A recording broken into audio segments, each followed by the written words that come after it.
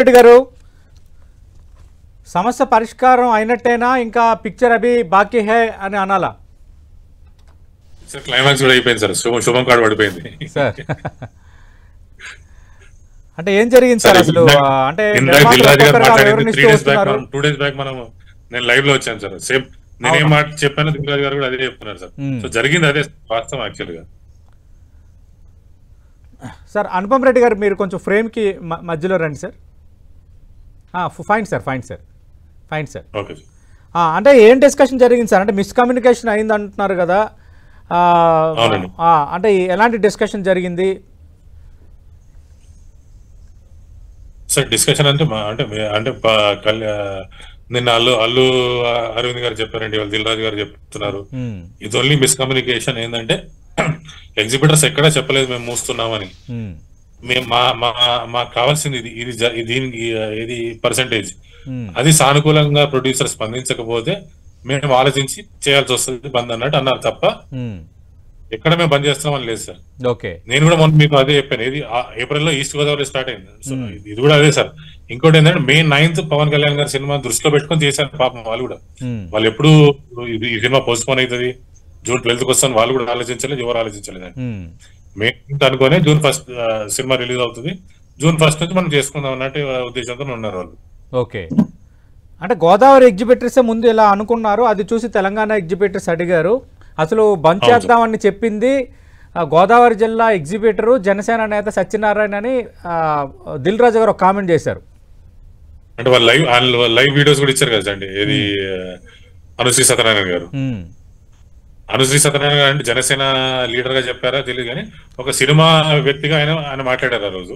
As an exhibitor, as a distributor మాట్లాడారు ఆ రోజు.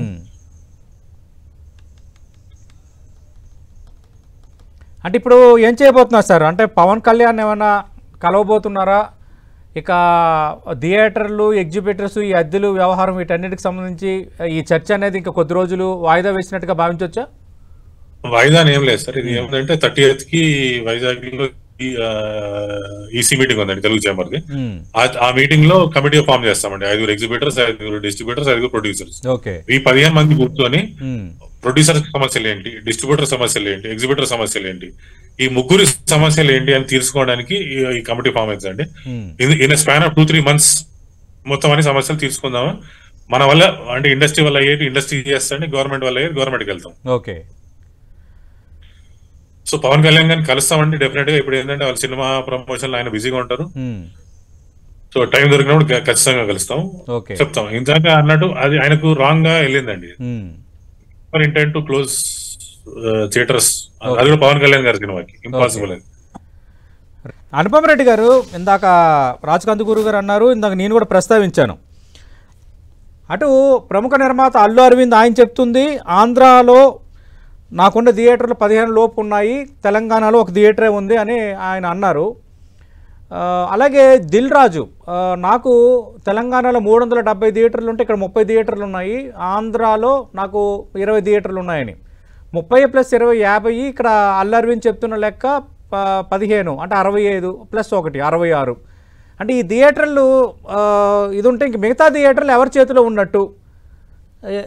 ఏషియన్ కూడా ఇక్కడ తెలంగాణలో మేజర్ ప్లేయర్ అండి. ఏషియన్ కి ఒకప్పుడు 150 థియేటర్లు ఉండేవి ఒకప్పుడు.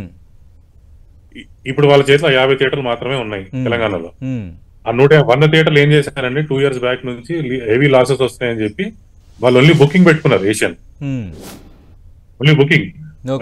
ఎగ్జిబిట్ థియేటర్ ఓనర్కి ఏం చెప్పారంటే మేము బుకింగ్ చేసి పెడతాం, సారీ మీ నడవట్లేదు, మేము మాకు డబ్బులు రావట్లేదు, మీకు డబ్బులు రావట్లేదు, ఇద్దరు లాస్ అవుతున్నాం, మా మార్జిన్లు ఇవన్నీ పోతున్నాయి. So what we will do is మేము మీకు బుకింగ్ చేసి పెడతాం, మేము ఏది ఎవ్రీ వీక్ సినిమా బుకింగ్ చేసి పెడతాం, అడ్వాన్సులు మేమే కడతాం డిస్ట్రిబ్యూటర్ కి. సో దాని మీద మాకు కొంచెం చిన్న ఫీజు ఇవ్వండి, బుకింగ్ ఫీజు. సో మీతో వచ్చింది what ever comes you take it అని ఆ విధంగా చేసుకుంటూ వచ్చారండి. సో ఏషియన్ చూసుకుంటే ఇప్పుడు మొత్తం ఉంటే 50 వరకు ఉంటాయండి, అంతే, అంతకంటే ఎక్కువ ఉండవు. ఏషియన్ వాళ్ళకి 120 థియేటర్లు ఉన్నాయని చెప్పారు ఇందాక. ఉండేవండి, ఫస్ట్ ఉండేవి 150 ఉండేవి. దాంట్లో ఇప్పుడు 150 కాస్త 50కి వచ్చినాయి. ఆ మిగతా మంది ఏం చేస్తున్నారంటే ఓన్లీ బుకింగ్ చేస్తున్నారు సార్ వాళ్ళు. So whatever income comes goes to the theatre owner only. Okay, వేరే పోదు. సో ఏంటంటే ఒకప్పుడు అండి ఒక before covid or covid start అయిన 2021-22 వరకు కూడా ఉండేవి లీజ్ హోల్డర్స్ చాలా మంది ఉండేవాళ్ళు. కానీ ఇప్పుడు ఏంటంటే లాసుల వల్ల లీజ్ హోల్డర్ పక్క జరిగిపోయారండి.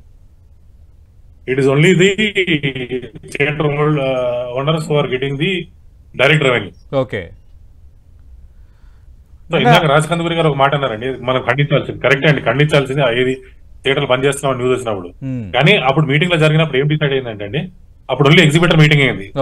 చేంబర్ అందరూ ఏం డిసైడ్ చేస్తారంటే ఎగ్జిబిటర్ మీటింగ్ అయిన తర్వాత డిస్ట్రిబ్యూటర్ అవుతుంది, డిస్ట్రిబ్యూటర్ అయిన తర్వాత ప్రొడ్యూసర్ అవుతుంది. ఈ 3 మీటింగ్ తర్వాత జాయింట్ మీటింగ్ వస్తే అప్పుడు మనం బయటకు వద్దాం. Till then nobody talk to media, nobody should talk to media అని చెప్పినందువలన ఎవరు ముందుకు రాలేదు. లేకపోతే అప్పుడే ఖండించేవాళ్ళు అందరూ. నేను అదే అడిగాను సార్, నేను మొన్న కూడా ప్రస్తావించాను, ఇప్పుడు కూడా ప్రస్తావిస్తున్నాను. ఈ 4వ తారీఖుకి అంటే రాబోతున్న జూన్ 4వ తారీఖుకి అక్కడ కూటమి ప్రభుత్వం ఎన్డీఏ ప్రభుత్వం ఏర్పడి ఏడాది అవుతుంది. ఎందుకు ఇండస్ట్రీ పెద్దలు అందరూ సంఘటితంగా కలవాలని అనుకోలేదు? అంటే ఇండివిజువల్ గా కలిసి గ్యాప్ ఉందా ఇండస్ట్రీలో గ్యాప్ ఉందా చంద్రబాబు నాయుడు కానీ పవన్ కళ్యాణ్ కలవడం పైన? గ్యాప్ లాంటిది ఏమి లేదు సార్. సార్ 2 days బ్యాక్ ముందు నేను లైవ్ లో వచ్చినప్పుడు కూడా మీకు క్లియర్ గా చెప్పాను సార్. ఆగస్ట్ ఎండ్ లో ప్రెసిడెంట్ భరత్ భూషణ్ గారు and team has met Chandrababu Naidu గారు ఇన్ విజయవాడ. కలిశారు. సార్ ఇప్పుడు ఆయన కోపంలో ఉన్నారు, దాన్ని బట్టి ఒకటి పోయి వస్తున్నట్టున్నాయి. బట్ కలిశారు సార్, కలిశారు. దామోదర్ ప్రసాద్ గారు ఫిల్మ్ పాలసీ కూడా పంపడం జరిగింది sir. Everything is in place. Day to day అన్ని పోతున్నాయి వాళ్ళకి representations. It is not that there is a gap. మాత్రం ఇక్కడ లేదు. అంటే అనుపమ్ రెడ్డి గారు డైరెక్ట్ గా ఆయన లేఖలో మెన్షన్ చేశారు. Point number 1. పాయింట్ నెంబర్ 2, నా ప్రశ్న ఏంటంటే అసలు ఇండస్ట్రీ పెద్దలు అంటే ఎవరు? ఒక ఫిల్మ్ ఛాంబర్ తరపున వెళ్ళి కలిసినట్టేనా ముఖ్యమంత్రిని? ఇండస్ట్రీకి సంబంధించిన కీలక నిర్మాతలు ఉన్నారు, చెప్పుకోదగ్గ దర్శకులు ఉన్నారు, చెప్పుకోదగ్గ నటులు ఉన్నారు, అలాగే కీలక మిగతా సంఘాలకు సంబంధించిన రిప్రజెంటేటివ్స్ ఉన్నారు. వాళ్ళందరూ కలిసి వెళ్తేనే కదా సంఘటితంగా సినీ పరిశ్రమ నుంచి కలిసినట్టు. అంటే సినిమా ఇండస్ట్రీకి మదర్ బాడీ ఈజ్ ఆల్వేస్ చేస్తాము Telugu film chamber of commerce. So Telugu film chamber of commerce is the mother body. So chamber లో చెప్పుకోవచ్చండి. పవన్ కళ్యాణ్ అనుకోవట్లేదు కదా, పవన్ కళ్యాణ్ ఏడాది ముఖ్యమంత్రిని కలవలేదని అని అన్నారు. Satish garu let me complete. Please మాట్లాడండి సార్. ఇప్పుడు సినిమా ఇండస్ట్రీకి mother body is always Telugu film chamber of commerce. So any problem చేంబరే ఉంటదండి. సో చేంబరే ముందుకు వస్తుంది, చేంబరే కలుస్తుంది, చేంబరే గవర్నమెంట్ రిప్రజెంటేషన్ ఇస్తుంది. Top producers, top directors, top actors, top technicians, వీళ్ళందరూ they are individuals sir. They might be top, పైన పెద్ద ఉండొచ్చు, పెద్ద హీరోస్, పెద్ద డైరెక్టర్స్, పెద్ద ప్రొడ్యూసర్స్ ఉండొచ్చు. But when it comes to chamber is the mother body. అందరు చేంబర్ లోబడే ఉంటాం సార్. అంటే చేంబర్ పరంగా కలవడం జరిగింది సార్. అదే మీరు ఆల్రెడీ మొన్న కూడా చెప్పారు ఆగస్టులో కలవడం జరిగిందని.